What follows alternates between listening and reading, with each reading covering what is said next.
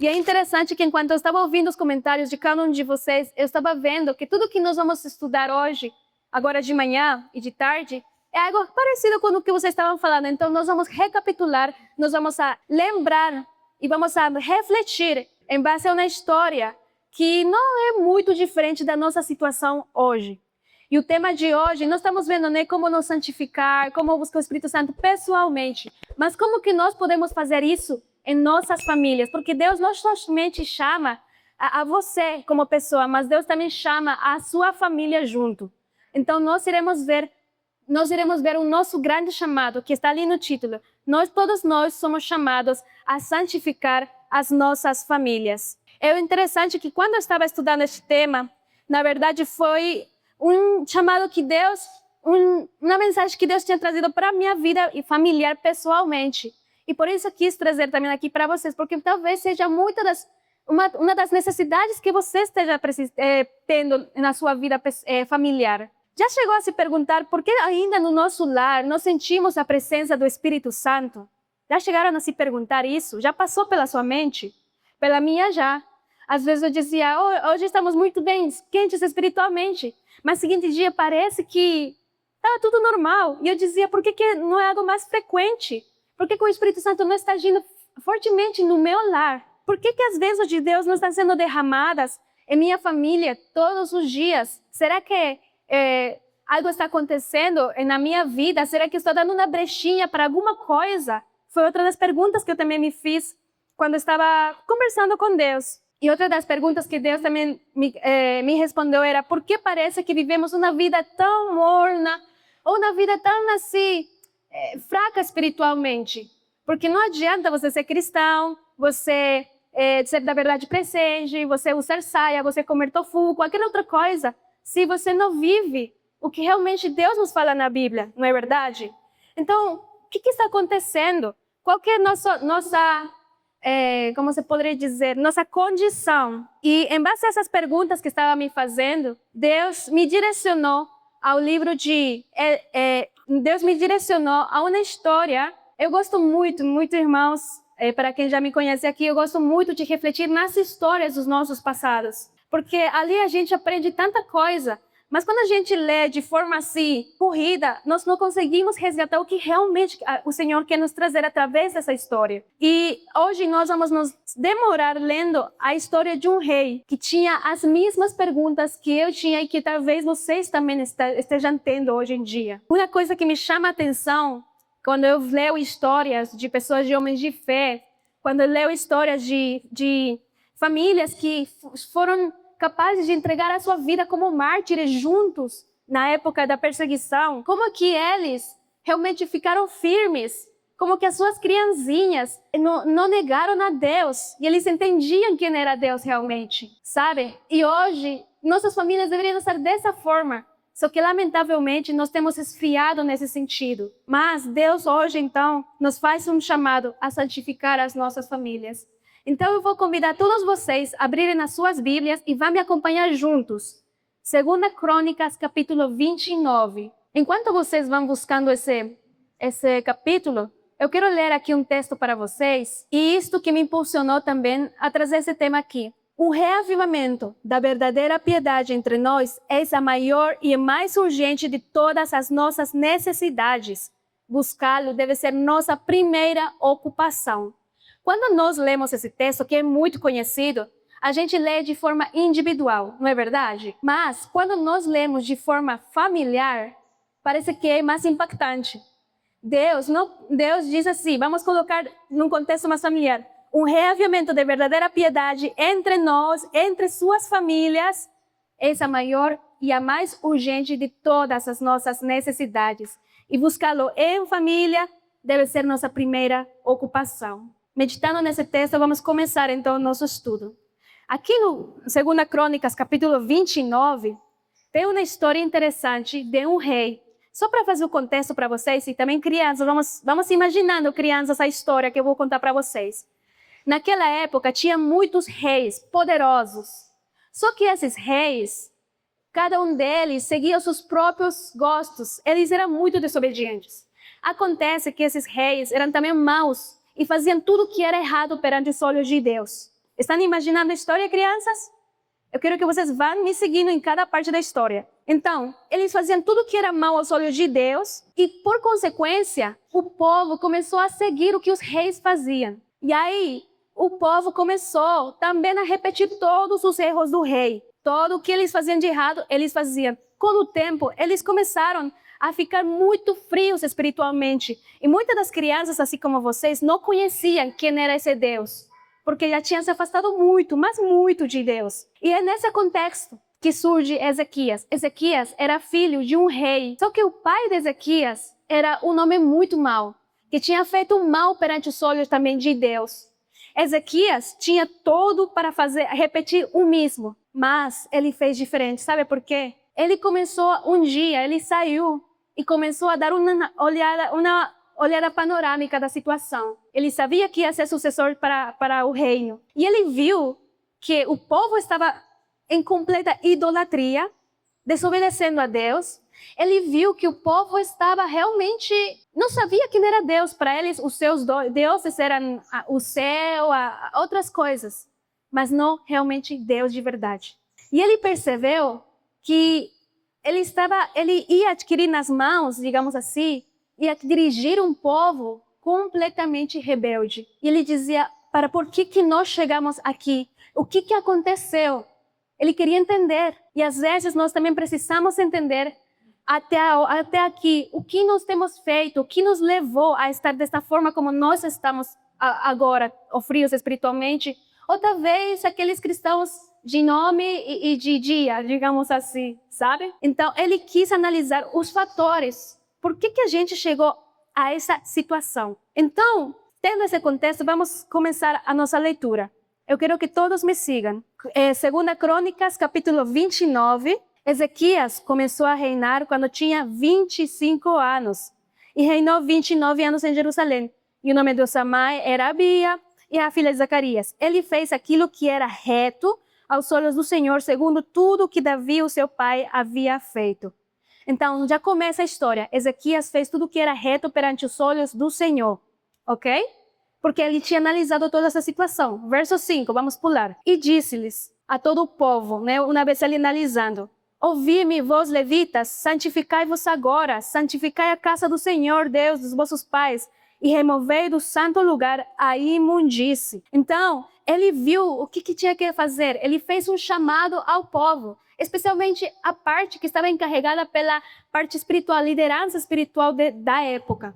E ele diz assim, ele chamou para santificação pessoal, santificação do povo e da casa do Senhor, ok? Fiquem com isso. Talvez agora não está fazendo sentido, mas a gente vai entender um pouquinho mais para frente, tá?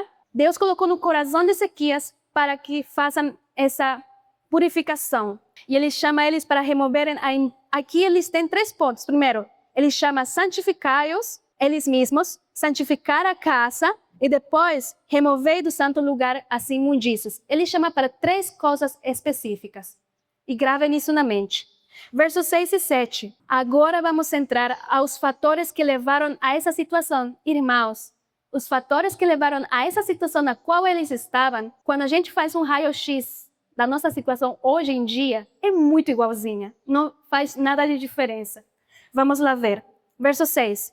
Porque os nossos pais têm transgredido e feito aqui o que é mal aos olhos do nosso Deus. E também o têm abandonado e desviado as suas faces da habitação do Senhor e virado as suas costas. Eles também têm fechado as portas do pórtico e apagado as lâmpadas e não têm queimado incenso, nem oferecido ofertas queimadas no santo lugar para o Deus de Israel. Nesses 2 versos, temos muitos fatores e nós iremos aqui mencionar ponto por ponto. Primeiro, o que eles fizeram? Analisemos, vamos destrinchar esses versos. Verso 6, de novo, volte lá. Eles primeiro tinham transgredido a lei de Deus. O que eles tinham feito primeiro? Transgrediram a lei de Deus. Quando nós vamos ir vendo cada um deles, a gente vai ver que existe um efeito dominó. Uma coisa vai levar a outra até você ficar longe demais. E eles começaram com isso. Começaram a transgredir a lei de Deus. Eles não estavam mais valorizando o que Deus falava na sua palavra, na sua lei. Para eles já não estava tendo aquele sentido.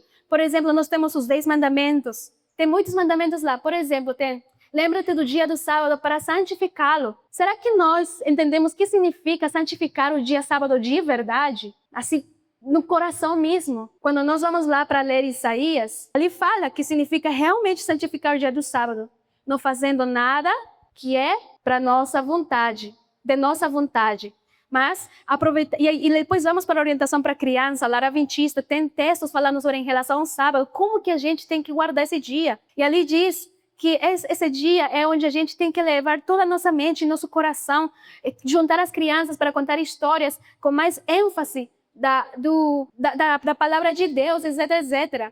Mas muitas das vezes a gente tira um cochilo. Será que é bom tirar um cochilo? Será que é bom acordar tarde esse dia? Lá tem textos, Espírito de Profecia, que fala que Deus não quer que esse dia a gente acorde tarde, só por fato de ser um dia mais tranquilo, mas Ele não quer isso. É o dia que mais cedo nós deveríamos de acordar, porque é aí que começa a nossa forma de santificar o santo dia do sábado, a fazê-lo algo mais especial, entende? Então, é um exemplo só que estou trazendo aqui. Então, o povo começou a desconsiderar cada parte da lei de Deus. Eu estou aqui colocando esse exemplo do sábado. Temos, não terás deuses alheios diante de mim. Para eles será algo mais físico. Eles começaram a adorar outros deuses. Mas para nós pode ser outra coisa que esteja ocupando a nossa mente e o nosso coração. E pode ser até boa, aparentemente. Mas se isso está em primeiro lugar em nosso coração, a gente também está fazendo o que o povo fazia. Começaram a transgredir a lei de Deus. E esse foi o primeiro fator que levou a eles à situação na qual eles estavam. Vamos continuar lendo o verso 6. O segundo fator, depois da vírgula, eles transgrediram, né, a lei de Deus e eles fizeram o quê? O mal perante os olhos do Senhor. Vocês percebem que é um efeito dominó? Olha, se eu já não tenho tanta consideração pela lei do Senhor, com certeza eu vou começar a fazer o mal perante os olhos de Deus, porque a lei já não me importa, já não tem aquele peso na minha vida. E é a mesma coisa que aconteceu com esse povo. Eles deixaram de prestar atenção para a lei do Senhor e eles agora começaram a fazer o mal perante os olhos de Deus. A gente não começa a fazer o mal perante os olhos de Deus como primeira coisa. Nós começamos a fazer isso quando nós não consideramos a lei de Deus como algo sagrado, como algo realmente forte em nossas vidas. E isso que estava acontecendo com eles. Até aqui, eu quero que quando nós estejamos lendo cada ponto aqui, analisemos a nossa vida familiar. Nós estamos realmente amamos a lei de Deus de todo o coração? As nossas crianças entendem o que é amar a lei de todo o coração? É algo assim começar a questionar. E se não acontece isso, será que por isso nós temos uma tendência muito forte a fazer o mal perante os olhos de Deus? E muitas das vezes temos uma tendência tão forte a obedecer o que os nossos gostos dizem e não nos submeter rapidamente a que o Espírito Santo nos vai dizendo minuto após minuto em nossas vidas. Se no dia nós não nos entregamos a Deus, nas primeiras horas da manhã, nós teremos muita mais tendência a fazer o mal perante os olhos de Deus nesse dia. E isso aconteceu com o povo. Terceiro ponto, veja ali o que aconteceu. No mesmo verso 6, continuando. E depois eles transgrediram a lei de Deus, depois eles fizeram o mal perante os olhos de Deus, eles abandonaram a Deus. Olha que forte. Hoje, eu fico muito triste, porque a gente, dentro dos nossos lares, está nessa situação. Estamos abandonando a Deus. E às vezes nós não percebemos isso. Eu venho de um lar cristão, um lar adventista, mas a minha condição dentro do meu lar era essa questão. A gente estava longe do que realmente era Deus. Eu não sabia o que era amar a Deus, mas quando alguém me perguntava, eu dizia, sim, eu amo a Deus, de criança. Eu dizia assim, Deus é meu Salvador. Mas eu não sabia o que era isso na íntima, dentro do meu ser. E sabe por quê? Porque a nossa própria criação não foi tão... os meus próprios pais não entendiam isso na prática, o que significa guardar a lei de Deus.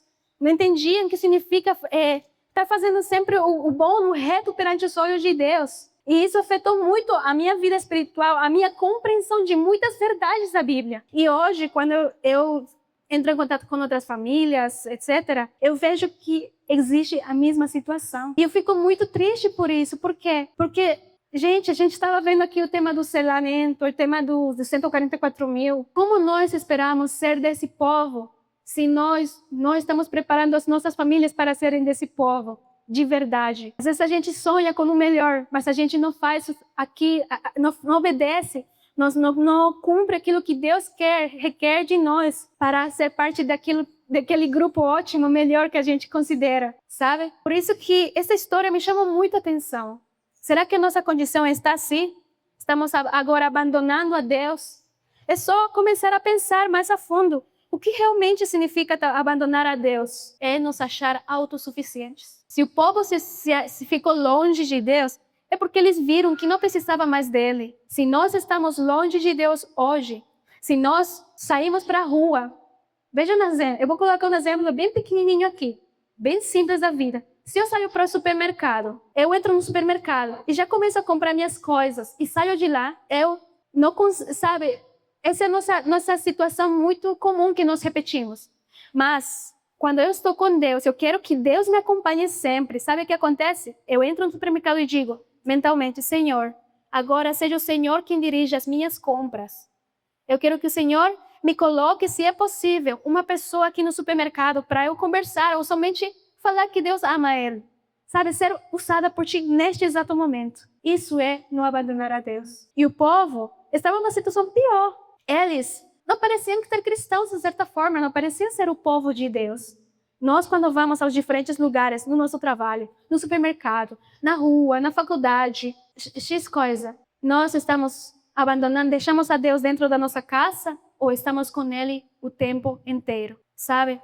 Estar com Deus o tempo inteiro é de permitir que Ele decida até nas mínimas coisas que nós temos a fazer no dia. Eu me lembro muito bem, eu morei no Chile um tempo atrás e passei por uma época, na fase da minha vida lá, que me chamou a atenção essa dependência de Deus o tempo todo.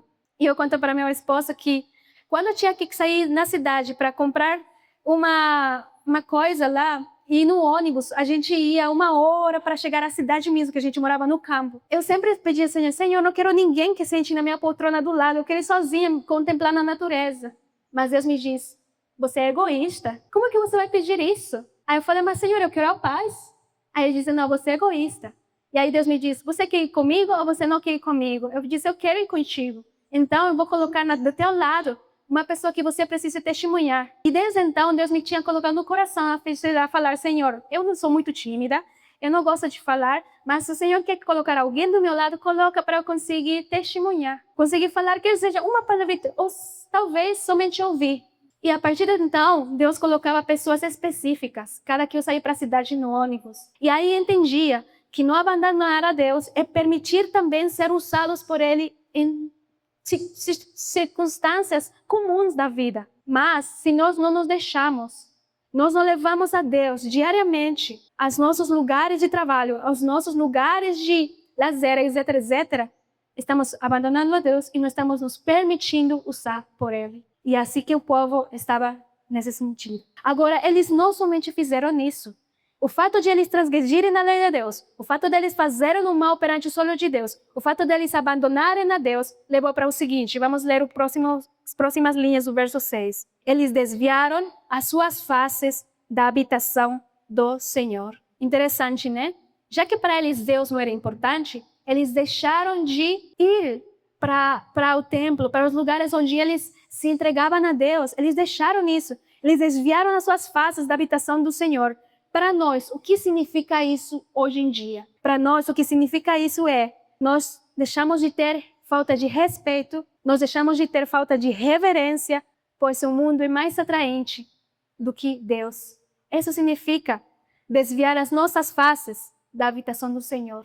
Tudo que tenha relacionado com Deus não é tão importante, mas o mundo é mais atraente para nós. E imediatamente isso vai levar a outra coisa. Se eu estou desviando minhas faces da habitação do Senhor, veja logo o que vai acontecer. Verso 6. Viraram as suas costas. É o próximo fator. Eles viraram as suas costas para Deus. O que é virar as nossas costas para Deus? Alguém pode me dizer? Para nossa situação, nossa realidade hoje, considerando tudo o que nós temos visto até agora. Rebelião contra o Espírito, desvio do caminho. Mas vamos então resumir tudo isso. Virar as costas para Deus é considerar, faz muito com rebelião do Espírito, muito a ver. É considerar melhor os conselhos lá de fora, da cultura, da sociedade, do fulano, da fulana, do que o próprio Deus. Isso é virar as costas para Deus. Irmãos, eu fico assim surpresa. Como hoje nós somos muito fáceis de fazer isso com coisas simples da vida. Por exemplo, educação de filhos. É algo que a gente, como mais vocês vão entender, é algo que queremos realmente dar o melhor, queremos educar eles para Deus. Mas que materiais nós procuramos para educar os nossos filhos? Lamentavelmente, tenho acompanhado por muito tempo muitos cristãos e eles faziam com sinceridade de coração, eles queriam realmente o melhor para os filhos, mas eles procuraram conselhos que não eram os corretos. A gente tem que acudir àquilo que Deus nos deu até para a educação de filhos. Por exemplo, temos orientação para criança, temos a própria Bíblia que já tem muitos conselhos, mas muitos pais procuram a famosa educação positiva. Vocês já ouviram isso? A disciplina positiva. Ele tem 90% de verdade, 10% de erro. E esse 10% de erro leva a uma consequência degradável na condição do caráter da criança quando ele vai crescendo. Mas hoje eu vejo até muitos irmãos que eu estava entrando em contato, muitas pessoas estavam entrando em contato comigo, me dizendo: Laura, eu quero praticar isso, essa parte disso, o que você acha disso? E tá. Aí eu disse para ela: olha, analisa você por si mesmo. Procura primeiro no Espírito de Profecia. Isso realmente bate ou não? Porque quando a gente analisa, por exemplo, essa parte, a gente vê que não tem nada a ver com o que Deus diz. Mas parece muito coerente, mas não é. Então a gente começa a ouvir esses conselhos. Já vi muitas mães dando ouvido a esses conselhos de educação para os filhos e tiveram resultados negativos. E não é o correto. Nós viramos as costas a Deus dessa forma, ouvindo o que os outros dizem. Ah, eu quero namorar. O que eu faço? Vou ouvir o que fala fulano no YouTube sobre namoro cristão, sem corte, supostamente. É uma base legal, aquilo que os pessoal fala lá no YouTube. É legal. Porém, por que a gente não vai primeiro para a Bíblia, antes de correr para o que os outros dizem? Está entendendo? Virar as coisas para Deus é isso. Por quê? Que é Deus? Não é a palavra Deus? Ele não nos fala através da sua palavra. Por que a gente tem o costume de querer saber o que o fulano falou, antes de a gente primeiro não ter nossas próprias convicções com Deus? Sabia disso? Ah, eu quero saber agora como lidar como ser uma mulher de Deus para meu esposo. Vou assistir fulano, vou ver tal livro. Não digo que esses livros estejam maus. Eu conheço muitos pregadores que escreveram livros muito bons sobre o assunto. Eu tenho até lido sobre alguns. Mas eu estou enfatizando aqui. Por que a gente não vai primeiro para a Bíblia, faz um estudo minucioso daquilo que nós queremos saber? Eu quero saber sobre o selamento. O que a gente faz? Primeira coisa que a gente faz, pesquisa no YouTube. O que diz no YouTube? Está correto? É bom. Mas por que a gente não vai primeiro para a Bíblia e buscar o que diz sobre o selamento? Por que a gente não vai na aplicativo de Ellen White e lá coloca o nome selamento? E aí vemos todos os textos que tem a dizer.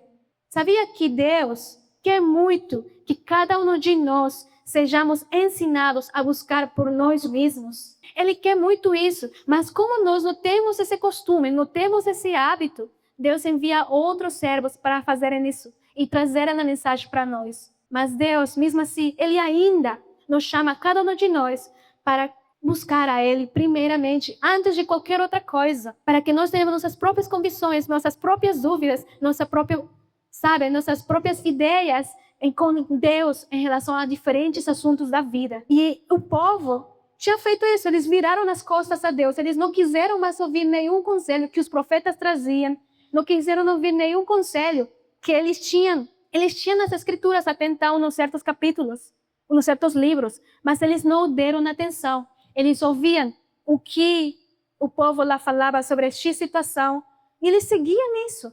E às vezes nossa condição hoje é isso. Quero aprender agricultura. Como vou fazer agricultura? A gente vai e começa a pesquisar meios que depois mais para frente vemos que está envolvida com um pouco de misticismo. E a gente fica, opa, até aqui eu segui isso, e agora? Entende? A gente tem que ter cuidado. A nossa base, primeiro é isso, espírito de profecia, livros dos pioneiros, se é possível, mas primeiro vai na Bíblia, não vai direto para o livro dos pioneiros logo, primeiro vai na Bíblia para saber o que Deus fala sobre isso. E assim a gente deixa de virar as costas para Deus. Olha o seguinte fator que eles fizeram. Verso 7 agora. Eles também, além de virar as costas, fecharam as portas do pórtico. Vamos trazer isso para a nossa realidade. O que é fechar as portas do pórtico? Para nos responder, vamos lá para Apocalipse capítulo 3. Apocalipse capítulo 3, verso 20. Será que nós estamos assim? Vamos lá ver. Deus diz assim, eis que estou, vamos ler todos juntos. Eis que estou à porta e bato. Se alguém ouvir a minha voz e abrir a porta, virei a ele e cearei com ele e ele comigo. Como é que está Deus? Ele está fora. Qual que é a porta que ele está batendo? O nosso coração. Mas aqui nessa situação, ele está fora. Ele está batendo, ele está fora do nosso coração. Então, quando ele aqui diz, fecharam as portas do pórtico, ele está dizendo, eu estou fora do seu coração agora, realmente. Mas eu não vou te deixar. Eu ainda assim vou insistir até você abrir a porta para mim. Só que chega um tempo que ele deixa de insistir, porque nós mesmos decidimos fechar por completo e mandar embora a presença de Cristo, o Espírito Santo de nossas vidas e de nossas famílias. Às vezes, em nossa família acontece isso porque nós deixamos muito rápido levar pelos nossos impulsos, pelas nossas emoções, pelo nosso pensar, pela nossa forma de achar que é melhor e fechamos as portas do Senhor do nosso coração. E olha só o povo como realmente estava. Eu quero ler para vocês um texto em relação a isso de fechar as portas do coração. Aqui, ó. Olha o que fala aqui. Vocês jamais devem separar Cristo da vida e da família. E quê? E fechar as portas para Ele através... Olha da forma como nós podemos fechar as portas para Deus em nossas famílias. E de fechar as portas para Ele através das palavras e ações, o quê? Anticristãs. O que são palavras e ações anticristãs? Pode me ajudar aqui a nomear algumas? Palavras impacientes, críticas, muito bem. Mentiras, murmuração, muito bem. Então, e a lista vai. Será que nosso lar nós temos dado permissão para isso? Fechando as portas ao Senhor dessa forma, somente com palavras e ações anticristãs? Olha que diz assim, existem aqueles que professam a verdade e que negligenciam a oração familiar. Mas como podem vocês se aventurar a seguir com seus afazeres sem depositar o cuidado de sua alma ao Pai Celestial? Vocês devem mostrar que confiam nele. Devem, o quê? Consagrar a Deus, a família a Deus, antes de sair de casa. Essa é a nossa missão. Para quê? Para que não fechemos as nossas portas a Deus em nosso lar. Tem um texto que eu li, acho que eu não trouxe aqui, mas que me impressionou muito. E hoje eu peço muito a Deus que me ajude. Por quê? Meu esposo sabe, mas às vezes eu tenho muita tendência a ser impaciente muito rápido. Entende? Aí no começo eu dizia, meu temperamento. Mas não é assim. O temperamento é só uma excusa. Mas Deus pode mudar até isso. E eu era impaciente com injustiças que aconteciam no dia a dia. Aí eu ficava para meu esposo falando, porque é assim assado. E ele me dizia, seja paciente, palavras pacientes. Aí eu dizia, não, isso não funciona para mim. Mas quando eu li esse texto, me chegou. Eu li esses dias recentemente. E outro texto que dizia era assim, os anjos de Deus se deleitam em estar em lares onde não tem murmuração e contendas. Hoje, a nossa porta da nossa casa está sempre aberta para os anjos de Deus entrarem e saírem tranquilamente e felizes. Os nossos anjos somente olham de fora, chorando, pela forma como temos conduzido o nosso lar. É bom nós meditar sobre isso. Como está hoje? Como eu lido com meu esposo? Isso afasta a presença de Deus. Isso fecha as portas para Deus entrar no nosso lar.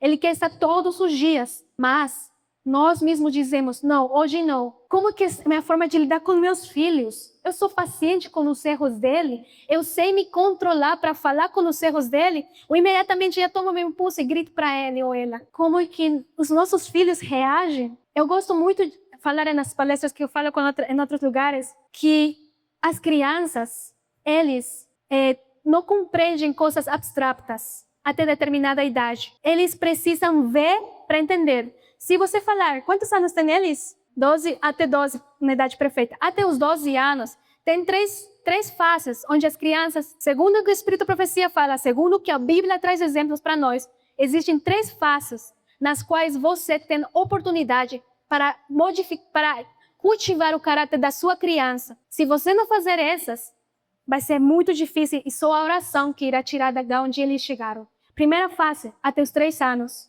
Ali você tem que fazer tudo possível para colocar nele os primeiros ensinamentos. Se você quer que seu filho seja alguém obediente a Deus, a primeira ordem, se você quer que seu filho seja alguém que tenha reverência, respeito por Deus, ame a Deus de coração, seja obediente a ti, tenha até os 3 anos. Se não fez isso até seus 3 anos, você vai ter uma segunda oportunidade pela misericórdia de Deus, que é até os 7 anos. Só que eu vou te dizer, vai ser mais difícil, entende? Você tem até os 7 anos. Até os 7 anos, se você não fizer isso, a última oportunidade, mas vai ser muito mais difícil, é até os 12 anos. Até os 12 anos é só a última oportunidade para você definir o caráter que seu filho irá ter dali para frente. Pergunto, o que estamos fazendo? Será que estamos repetindo a história do povo de Israel daquela época? E eles, até essa idade, eles precisam entender quem é Deus primeiro. Se você quer que ele seja alguém capacitado para ser parte dos 144 mil, eles precisam entender quem é Deus realmente na vida deles. Eles precisam entender o que é viver uma vida santificada perante Deus. Não consiste somente em orar e ler a Bíblia, entende? Eles têm que entender isso. Só que por que muitas das vezes as crianças têm dificuldade em entender? Porque as crianças têm uma mente abstrata. Eles precisam ver para acreditar isso. Ou seja, e aonde que eles precisam ver? Nos pais.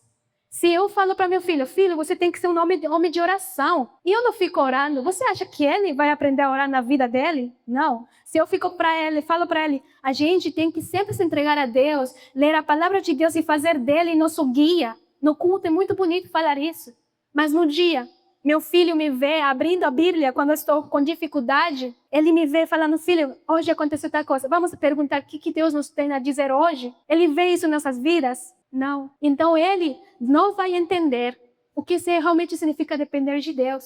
Quando acontece, ontem vocês estavam até comentando e hoje eu vou trazer de novo. Quando acontecem situações dentro do nosso lar difíceis, quer seja físicas, financeiras, problemas com fulano, sei lá, coisas assim. Às vezes tem sempre famílias ou pessoas que vêm nos querer fazer mal para nós. Sabe o que é nossa condição? Meus pais faziam isso muito e eu achava até um bom tempo que era melhor. A gente, para evitar fazer sofrer os nossos filhos, para evitar que eles lidem com problemas, não se estressem, a gente não fala nada para eles. Mas nós estamos perdendo uma grande oportunidade.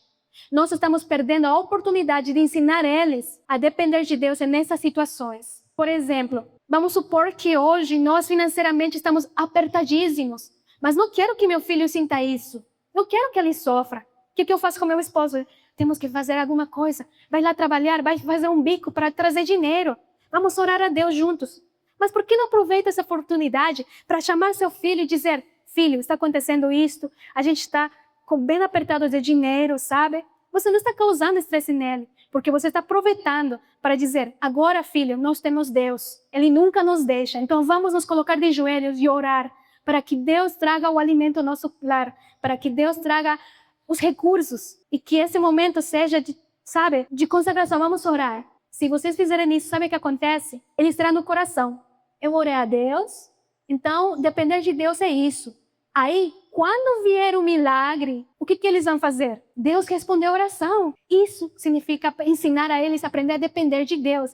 Ensinar a depender de Deus não significa ler a Bíblia, ora, cultinho aqui, vamos para a igreja. Não, isso faz parte, mas é ensinar eles a ser de fé com as pequenas circunstâncias. Nós, como mães, queremos muitas das vezes resolver a vida deles, deixar mais fácil, mas é Deus quem se encarrega de ensinar isso a eles. Uma criança que eu gosto muito desse exemplo, até meu esposo vai cansar de ouvir. Aqui tínhamos uma criança chamada Luquinhas. Ele queria aprender a pedalar bicicleta, 4 aninhos, sem rodinha. Sabe o que o pai fez? O pai poderia ter pegado ele, colocado na bicicleta e ajudado a conduzir, não é? A dirigir. Ele poderia ter feito isso, mas ele aproveitou essa oportunidade para cultivar a fé nessa criança. Sabe o que ele diz?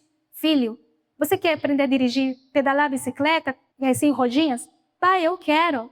Então, vamos orar a Deus para Ele te ensinar. Eles oraram, na criança animada, Deus vai me ensinar. Aí, acabaram na oração, ele montou na bicicleta e o pai aí, Senhor, ajuda meu filho para que realmente a fé dele seja fortalecida. Montou na bicicleta, saiu pedalando, muito rápido. E hoje, se você perguntar para essa criança, como é que você aprendeu? Ele sempre diz, eu orei a Deus e Deus me ensinou. 4 anos. É essa a forma como nós cultivamos a fé. Nós ensinamos a depender a Deus, aos filhos, a nossa família de Deus. Eles precisam disso na prática, eles precisam ver essa dependência com coisas simples da vida, não com coisas grandes. Eles precisam disso ver no dia a dia. Entende? Papai está doente, vamos orar com eles. Entende? Eles precisam disso. Assim eles irão entender. E o povo não entendia isso, esse povo que nós estamos vendo aqui. Vamos avançar que a hora está já chegando, eu acho. Então, chegamos aqui, viraram as costas a Deus. Próximo ponto que eles levaram lá. Fecharam as portas do coração, que nós já temos visto. Apagaram as lâmpadas que iluminavam seus caminhos. Aqui diz, né? Fala assim, eles apagaram as lâmpadas, ponto final. O que significa isso para nossas vidas? A ausência da palavra de Deus. Crianças, eu quero que alguém me ajude. O que diz em Salmo 119, 105? Lâmpada, responde, o que diz para mim? Lâmpada para meus pés. Forte, eu quero ouvir bem forte, não tenha medo não. Amém, isso aí. Só que para o povo de Israel daquela época, a palavra de Deus já não era uma lâmpada. Estava acontecendo aquilo que temos visto bem antes. Eles preferiram ouvir outros conselhos do que Deus diz aqui. Eles preferiram dar as costas para Deus. E sabe, a que leva a isso? Não somente a palavra de Deus é lâmpada para as nossas vidas. 2 Samuel, vamos lá para 2 Samuel, capítulo 22, verso 29, fala o seguinte, 2 Samuel, que a lâmpada para as nossas vidas é outra coisa também, que tem muito a ver, mas eu quero ler aqui com vocês. Porque tu és a minha lâmpada, ó Senhor. O Senhor iluminará a minha escuridão. Quem que é a nossa lâmpada também nas nossas vidas? Jesus. O povo de Israel já não queria mais acender essa lâmpada que estava nas suas mãos. Já não queria trazer a Deus para a realidade da sua vida.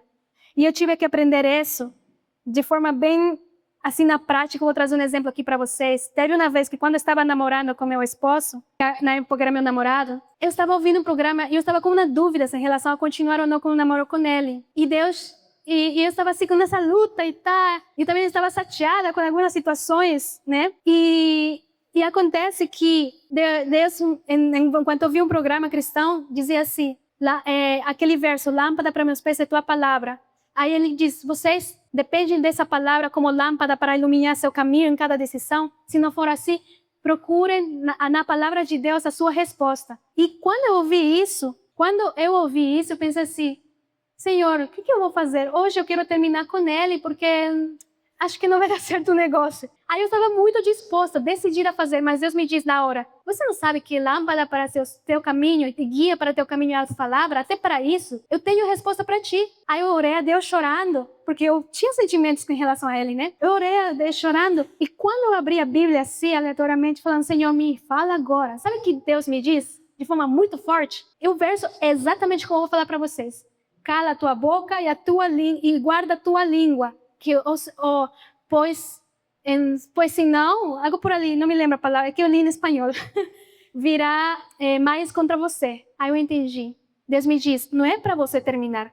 Feche sua boca. E quando eu liguei para ele, a gente estava conversando, porque a gente estava decidindo, né, se íamos continuar ou não. Imediatamente ele me diz, Laura, Deus me mostrou para nós continuar ainda.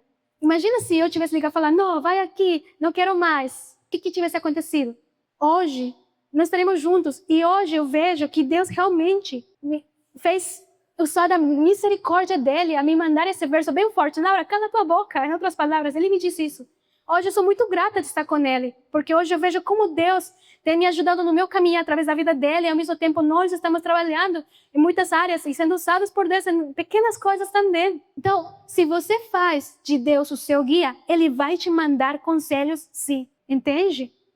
E nós precisamos fazer da palavra nossa lâmpada, porque às vezes em nossa vida estamos na escuridão, estamos preocupados, estamos tensos, não sabemos o que fazer, mas Deus envia a sua palavra. Deus envia conselho atrás conselho. E Ele quer isso fazer nas nossas vidas. O próximo fator, eles não têm queimado mais incenso. O que significa não ter queimado mais incenso? Eles deixaram, para nossas vidas, deixamos de orar e de entregar a nossa vida a Deus diariamente. Queimavam incenso diariamente na época do santuário. Hoje, nós estamos orando diariamente a Deus, dependendo dele diariamente, como nós temos visto já atrás em pequenos exemplos. Eles deixaram de fazer isso. Próximo fator, eles não ofereceram mais ofertas queimadas. Este é o ponto que chega.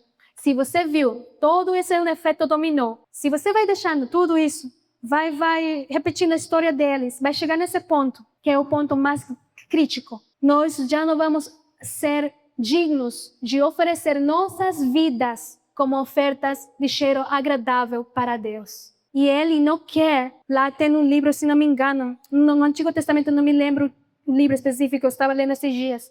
Deus quer que nós não entreguemos mais ofertas queimadas com defeito. Ele quer ofertas completas. Ele não quer que você entregue a sua família com defeitos. Ele quer que você entregue a sua família completa, como algum cordeirinho, limpo, puro. Da mesma forma, Ele quer que a gente faça com nossas famílias. Mas eu pergunto, no final do dia, sua família é digna de dizer: hoje estou entregando uma oferta queimada de cheiro agradável para Deus? Ou tem coisas que a gente vê que temos errado? Se tem acontecido isso, entregue-se a Deus. Nos entreguemos a Deus, porque ainda o Espírito Santo está nos permitindo ver que precisamos de mudar em muitas coisas. O pior seria da gente não perceber e achar que estamos tudo normal. Mas se ainda vocês percebem que estão sentindo no coração que tal atitude, tal situação, vocês não estão agindo bem, a sua família não está bem, nesse sentido de ser digno de entregar a Deus, o Espírito Santo ainda está obrando nos seus lares. Então, é hora da gente mudar isso. E Ezequias tinha visto tudo isso levou o povo a ficar assim. Agora, olha só o que fala no livro de oração capítulo 26, verso 1. Os pais e as mães, em base a isso que estávamos lendo, devem muitas vezes elevar o coração a Deus para suplicar humildemente por si mesmo e pelos seus filhos. Deixe o pai, como sacerdote da família, colocar o sacrifício de manhã e de noite no altar de Deus, enquanto a esposa e os filhos se unem a ele em oração e louvor. Jesus tem o quê? Prazer em tal casa.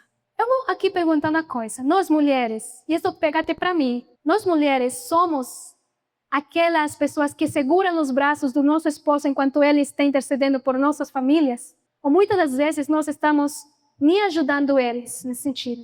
Porque nossos esposos foram chamados a ser líderes em nosso lar e a interceder, foram chamados a cumprir o papel de sacerdote do nosso lar. Eles têm que estar, como diz ali, colocando o sacrifício de manhã e de noite no altar de Deus. Mas eles precisam de ajuda. Você lembra de Moisés, quando ele levantava os braços, a guerra acontecia? Quando ele descia, eles perdiam a guerra. A função do homem é estar intercedendo perante Deus o tempo inteiro, consagrando o tempo inteiro. E a função de nós, mulheres, é estar ajudando e segurando os braços dele, para que vocês cada dia tenham vitórias como família. Mas às vezes, nós não ajudamos eles. Ou às vezes, nós vemos, quantas vezes eu recebo, muitas esposas entrando em contato comigo e dizem assim: Laura, meu esposo não tem o menor interesse por aprender mais de Deus. Ele vai para a igreja, mas ele não tem interesse. O que eu devo de fazer? O que a gente tem que fazer nesses momentos? Orar, jejuar. Se nosso esposo está nessa situação, agora nossa missão é muito mais forte.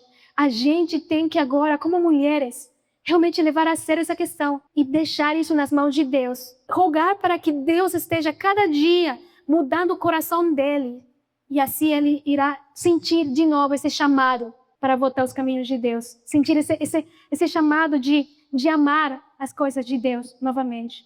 Porque os filhos precisam disso. Tem um estudo falando que os filhos entendem o caráter de Deus a partir do exemplo do pai. Entende? Eu sempre conto isso. Tinha uma dificuldade em entender o que significa um Deus de amor. Muita dificuldade. Até ano passado. Eu não entendia de jeito nenhum. Eu sabia que Deus me amava, mas na teoria. Eu não conseguia entender na prática. E quando eu fui fazendo análise, tirando raio-x de tudo o que estava acontecendo, eu cheguei à conclusão que eu relacionava a minha forma de ver a Deus com a forma que eu via meu pai, com a forma que eu tinha recebido de exemplo. Entende? Se vocês querem que seus filhos amem a Deus, ou se vocês querem que seus filhos tenham um bom conceito do caráter de Deus, também os pais precisam ser aquilo. E é um trabalho árduo, difícil, porque muitos daqui dos que estamos presentes aqui não viemos de famílias que nos deram esses exemplos. mas temos a graça e a misericórdia de Deus, que Ele nos irá capacitar a ser aqueles exemplos para a nossa futura geração. E Deus pode nos capacitar, assim como Deus foi me libertando aos poucos e entendendo que Deus é amor de verdade, Deus pode também te ensinar a você, para você passar isso para a sua família. Eles precisam isso ver. E olha, as consequências, não vamos adiantando, as consequências de tudo que o povo estava tendo, tudo como eles estavam, é o seguinte, verso 9. Vamos lá, me acompanha na leitura. Verso 9. Porque eis que os nossos pais, olha só, nossos pais têm caído pela espada, os nossos filhos e as nossas filhas, as nossas esposas estão no cativeiro por isto. Agora, está no meu coração fazer um pacto com o Senhor, Deus de Israel, para que se desvie de nós a sua ira ardente. Verso 9, vamos ficar nesse. Quais foram as consequências? O sofrimento de famílias inteiras, não é? O verso 6 fala isso. E por que Deus fez questão de falar isso? Ele poderia colocar, o povo todo pereceu. Não, mas ele diz, vamos lá, pais, filhos, filhas, esposas caíram no cativeiro. E a nossa condição hoje pode ser isso, se nós não damos hoje a permissão para que Deus mude essa realidade em nosso lar. Todos nós podemos cair no cativeiro do inimigo e não ser salvos quando ele vier a resgatar. E eu sempre digo, Deus não quer vir resgatar uma pessoa, cada um de nós individualmente. Para ele será maior prazer resgatar famílias inteiras. Porque ele diz, eu estou preparando moradas aonde? Nos céus. As moradas não é para uma pessoa só. As moradas são para famílias. Deus instituiu família. Então Deus quer levar famílias para o lar celestial. E nós devemos de fazer o possível para fazer parte disso. Agora, se nós não temos família, o que vai acontecer nessa situação? Então, Deus quer levar as almas que você converteu e adotou como filhos espirituais. Eu conheço um casal que eles não têm a oportunidade de ter filhos por circunstâncias físicas, mas Deus deu para eles filhos espirituais em diferentes lugares do mundo. E Deus quer levar todos eles. Deus quer que você pegue se vocês não têm não tem família, não tem filhos, ou não tem esposa, não tem esposo, sei lá, solteiro, e Deus vem e vê se você é solteiro. Amém! Você vai solteiro lá no céu, vai ser parte dos 144 mil. Mas, enquanto esteja na terra, adote filhos espirituais e leve eles contigo lá no céu. É isso que Deus quer. E Deus vem por isso. Deus não quer que nós estejamos em sofrimento. A próxima consequência, desunião. Nossa família pode correr pelo mesmo risco. A desunião, se nós não vamos considerar esses pontos que nós temos mencionado. Mas tudo bem. Então, o que nós podemos fazer? Qual que é o chamado de Deus para nossos lares? Vamos já terminando. Verso 10. Agora está no meu coração, diz Ezequias. Agora está no seu coração, família Silva, família, me digam aí os sobrenomes. Amaral, Oliveira, Nogueiras, etc, etc. Agora está no seu coração que fazer um pacto com o Senhor, Deus de Israel, para que se desvie de nós a sua ira ardente. Esse é o chamado que Deus está fazendo hoje. Temos visto nossa condição, está difícil, está ruim, tá? Mas Deus não nos abandona. Ele diz, agora está no seu coração, de sua família, fazer um pacto com Deus. Segunda coisa, Deus nos chama a purificar o coração com o Espírito Santo. E é um tema que nós iremos ver agora de tarde. Como permitir que o Espírito Santo seja derramado em nossos lares diariamente. Isso vai ser um estudo mais que todo. Então, vamos ver isso de forma mais ampla depois. Então, esse é o chamado de Deus para os nossos lares. Veja o que diz o texto ali. O povo de Deus não suportará a prova, a menos que haja um reavivamento e uma reforma entre o povo de Deus. O povo de Deus vamos mudar. A família de Deus não suportará essa prova que vai vir se não existe um reavivamento. Se nós não fazemos esse pacto com Deus para agora ser renovados e deixar como nós estávamos até agora andando. O povo de Israel precisou fazer esse pacto com Deus. E sabe uma coisa? Deus falou para eles, agora vocês fizeram o pacto, agora fizemos o pacto. Agora o mandado de Ezequias foi, que Deus impulsionou, vamos agora limpar todas as áreas daqui do povo de Israel e a casa de Israel. E eles demoraram, e tira toda a imundície. Ele dizia, tira todo. Que imundície nós temos permitido em nossos lares? Pensemos um pouquinho. O que está interferindo agora de nós fazer esse pacto com Deus? De nós entregar realmente nossos lares para Deus? Eles tiveram que tirar tanta imundície que o processo de tirar tudo isso foram 8 dias para fazer o próximo passo. O que nós temos permitido? Mídias, redes sociais, música, conversas. Vamos fazendo uma análise em nosso coração. Mas Deus diz hoje, tira essas imundícies, porque isso não está permitindo que eu haja na sua família diretamente. E Ele nos faz esse chamado. Olha o que diz o próximo texto. Se forem seguidos fielmente os conselhos da palavra de Deus, a graça salvadora de Cristo será concedida aos nossos jovens, pois as crianças educadas de modo a amarem e obedecerem a Deus e que se entregarem ao poder modelador da sua palavra são objeto de cuidado e bênçãos especiais de Deus. Que assim seja em nossas vidas, irmãos.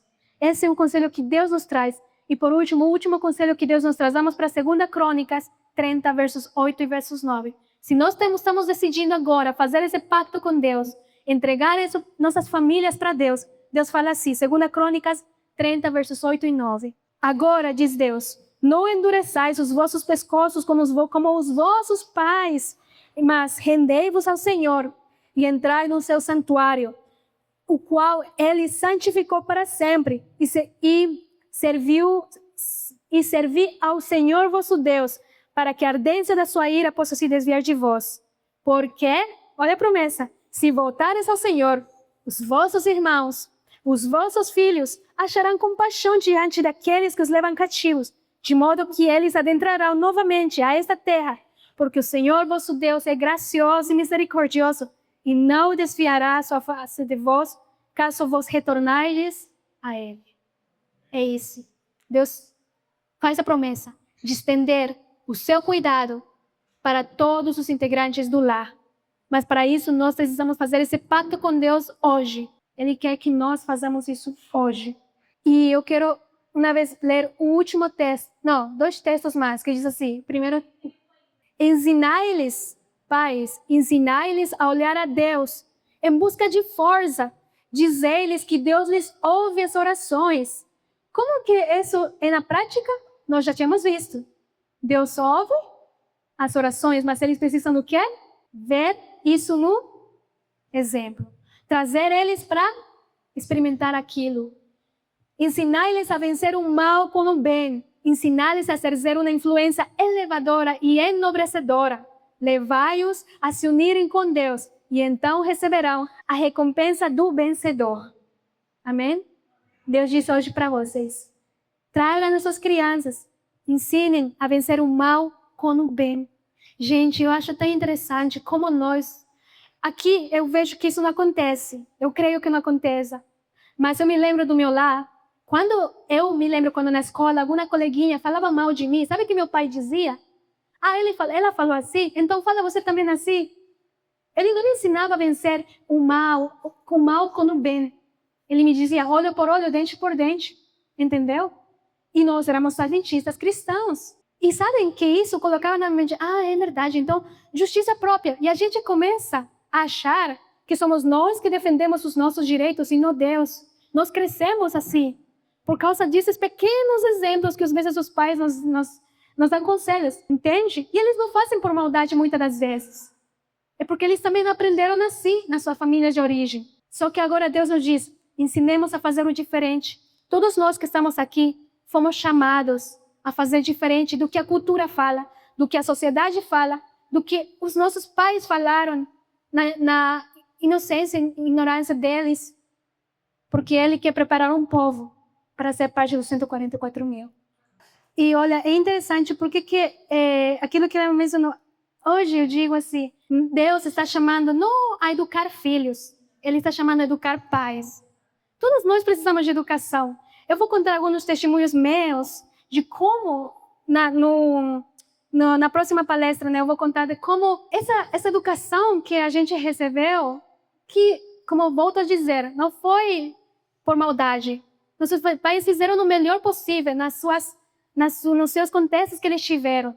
Mas isso afeta muito a nossa vida espiritual. E eu vou contar depois como que isso afeta até a submissão que nós temos ao Espírito Santo. Afeta demais, entende? Então, eu volto a dizer, a nossa missão hoje como pais, a nossa missão como jovens, nos educar. Se nós estamos passando por esse processo, estamos aceitando que Deus nos eduque, nós teremos bons frutos.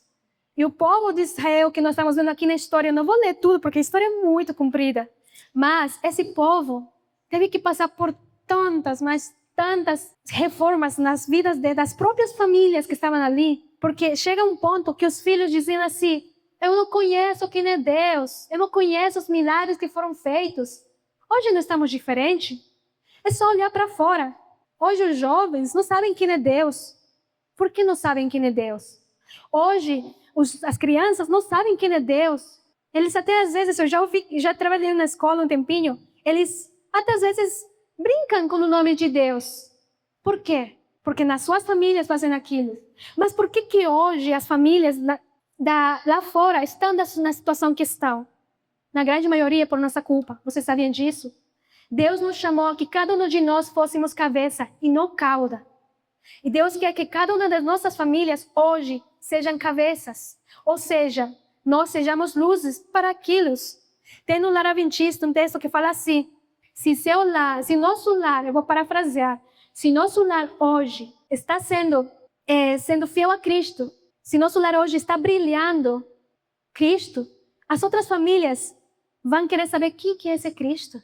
Entende? Se hoje o mundo está como está, até do jeito como está, é porque hoje eles não têm visto famílias convertidas de verdade. Existe um testemunho que me chama muita atenção.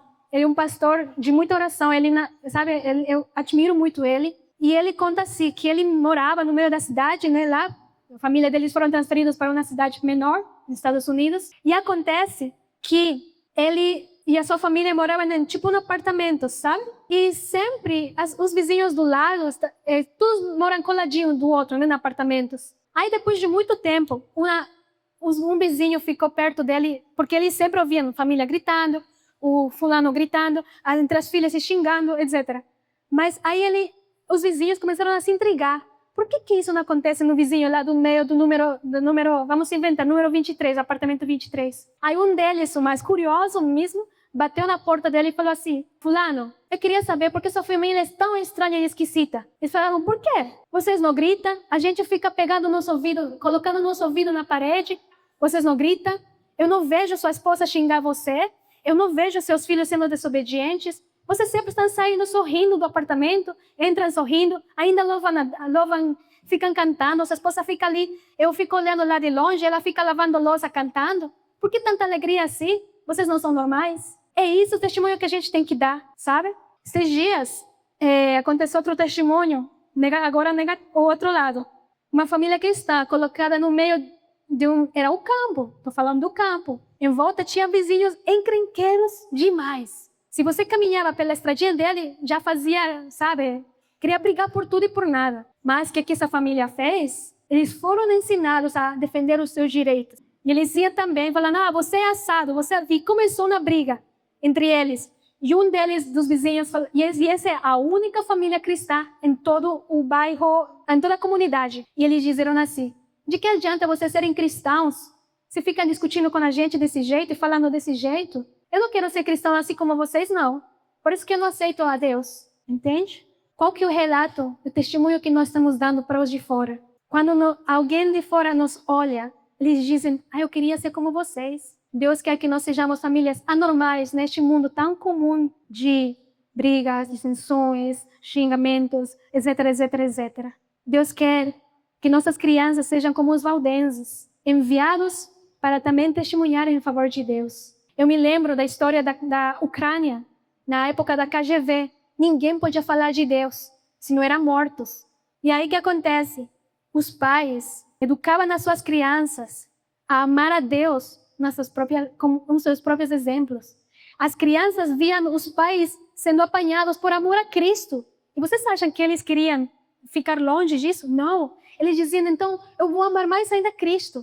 E essas crianças eram ensinadas a saber testemunhar em favor de Deus de forma bem sutil. E às vezes eles iam nos soldados e falavam assim: eu tenho uma flor para você. E dava para o soldado. E o soldado aceitava, né? E ele dizia: Cristo te ama. E ele saía rápido, correndo. Mas ele fez a sua parte. E isso ficava na cabeça do soldado. Como que essa criança pode dizer que Cristo me ama e ele ter esse sorriso tão alegre, sabendo que ele pode correr o risco de morte? E aí, ele foi treinado assim desde pequenininho. Quando chegou a hora de vamos ver, o pai foi pego pelos soldados da KGB. O pai foi levado por muito tempo e ele sempre era apanhado o tempo todo.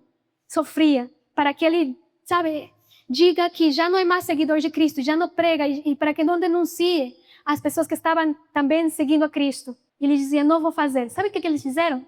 Pegaram no filho dele, levaram em frente dele e começaram a bater no filho dele. E aí ele falou: tá bom, para, não machuca meu filho, eu vou dizer quem que são, eu vou declarar. Aí o filho virou e falou assim: pai, não faça isso, porque nós amamos a Cristo. E se é necessário morrer por Cristo, vamos morrer por Cristo, mas não fala, o sofrimento é pouco aqui. A criança tinha menos de 11 anos, se não me engano. E ele morreu em frente do pai. E ele morreu salvo por Cristo. Mas a fé que essa criança tinha foi cultivada. Estava lendo as histórias dos mártires. John Huss, Lutero, Wycliffe. Eles eram homens fiéis perante Deus. Eles deram na vida por Deus. Mas o que levou a eles serem assim? Tinha mais que estavam sempre intercedendo por eles. Na concepção que eles tinham, limitada. Pergunto: seus filhos estão preparados para serem mártires em prol do nome de Cristo? Nós estamos sendo preparadas para isso. Deus quer que a gente esteja sendo preparado para ficar firme em diferentes situações que há de vir. Se na escolinha, na roda de amiguinhos, os nossos filhos negam a Cristo só porque alguém zombou como se chama? Zombou deles, então é hora da gente começar a dobrar mais joelhos. Se eu mesma, perante a roda das minhas amigas, eu não quis testemunhar, não quis dar minha opinião porque não quero ser excluída, é um ponto de alerta, porque Deus nos chamou a quê? A testemunhar em favor dele.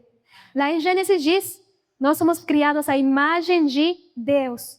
Para quê? Para refletir a imagem de Deus. É interessante que em Gênesis, quando ele diz isso, assim que ele diz, vocês foram criados, não, Adão foi criado à imagem de Deus e Eva foi criada à imagem de Deus. Interessantemente, de novo, imediatamente Deus diz: procriai-vos e multiplicai-vos. Por quê? Porque ele quer que toda a família reflita a imagem de Cristo. E eu oro todos os dias a Deus para que nossa família reflita o nome de Cristo. E às vezes, eu confesso para vocês, eu sou quem dou mais deslizes do que meu esposo. E eu preciso de mais, que Deus obre mais em mim, entende? E a educação que nós temos recebido influencia muito. Que nós sejamos educadores em nossos lares, para que nossos filhos estejam preparados firmes por amor a Cristo. E eu quero terminar lendo este último texto que fala assim: se os pais quiserem, eu acredito que esse é o desejo de todos nós, se os pais quiserem ver um estado de coisas diferentes na família, consagrem-se eles inteiramente a Deus. E o Senhor lhes mostrará meios e maneiras pelos quais se possa operar uma transformação em sua casa. Amém? Vocês confiam que Deus irá lhes mostrar meios e maneiras para saber como transformar? Amém. Deus irá lhes mostrar. Meu filho já é adulto, já tem a sua vida, e agora o que eu faço? Não está perdido o caso. Continue orando fielmente, mas sua oração que não seja: Senhor, convirta meu filho. Isso Deus já sabe. Que sua oração seja: hoje é terça-feira, Senhor, hoje o Senhor traga alguém que possa mostrar o amor de Cristo para meu filho. Hoje, já é meio-dia, Senhor, hoje que aconteça alguma coisa, que ele lembre de alguma lição que uma vez eu passei para ele na infância. Seguinte dia, Senhor, hoje que, sabe, você vai pedindo situações para que seu filho cada dia fique mais perto de Deus. E isso, um pastor, terminando e fechando, ele tinha um filho que de repente decidiu se afastar e ver o mundo. E aí ele dizia: eu vou orar por meu filho. E orou. E sabe o que aconteceu? Quando o pastor orava, o filho tinha acidente, tinha de moto, de carro. De repente alguém de bicicleta vinha, derrubava ele. Ele dizia: pai, para de orar. Cada que o Senhor ora, eu sempre passo alguma desgraça na minha vida. E é assim como Deus estava obrando na vida dele. E a última vez, o último acidente que ele teve foi muito trágico. Ele ia perder a vida literalmente. E aí ele falou assim, ele ligou para o pai e falou: pai, o senhor voltou a orar por mim? Ele disse: orei. Então, agora eu só para o pessoal aqui no hospital. Ele disse assim: filho, eu não me preocupo se você está ali. O que eu me preocupo é que Deus esteja contigo. E aí, eles correram lá, viajaram 11 horas para encontrar o filho, para ver como é que está. Quando encontraram ele, ele falou assim: pai, cada que o Senhor orava por mim, eu me revelava. Aconteciam os acidentes, as desgraças. Alguém vinha brigar comigo. Mas no fundo, eu sabia que era Deus me dizendo, me chamando novamente. E depois de 2, 3 anos, ele voltou para os caminhos de Deus. Outro testemunho, depois de 40 anos, o filho voltou para os caminhos de Deus, de outra família. Então, não desistam de orar, caso seus filhos estejam em outros caminhos. Ele irá responder. Mas a partir de agora, não orem, Senhor, convirta meu filho. Não, orem, Senhor, hoje faz isso, hoje agora é isso, hoje aqui. Sabe, orem como para que Deus haja em pontos específicos na vida dos seus filhos. E Ele irá agir. Não desista. Então, que nós agora vamos fazer uma oração clamando a Deus para que Ele santifique os nossos lares. E daqui que nós saiamos decididos a testemunhar em favor de Cristo.